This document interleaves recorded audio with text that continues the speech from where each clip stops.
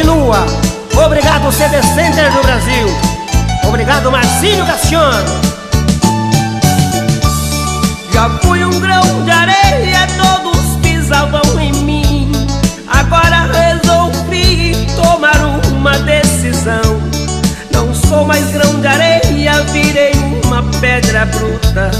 De pedra transformei também o meu coração. De pedra muito dura fiz pra sempre o meu destino. De aço construí minha imaginação. O pranto dos meus olhos para sempre envenenei, pra matar seu orgulho e a sua traição.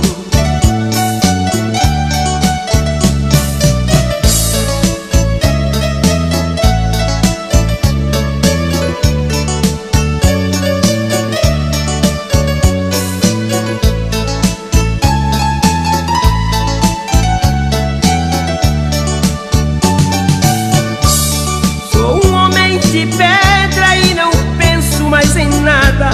Foi o meu sofrimento que me fez ficar assim. Não amo mais ninguém e não quero ser amado. Agora desse jeito quero ver quem pisa em mim. Homem de pedra que não tem mais compaixão, não tem alma, não tem nada, nem amor, nem ilusão. E só assim silenciou meu sofrimento.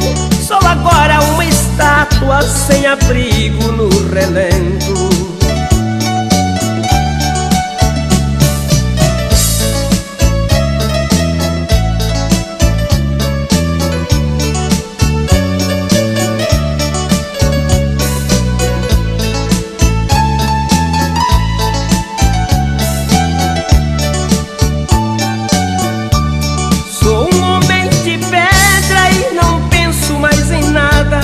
Foi o meu sofrimento que me fez ficar assim. Não amo mais ninguém e não quero ser amado. Agora desse jeito quero ver quem pisa em mim.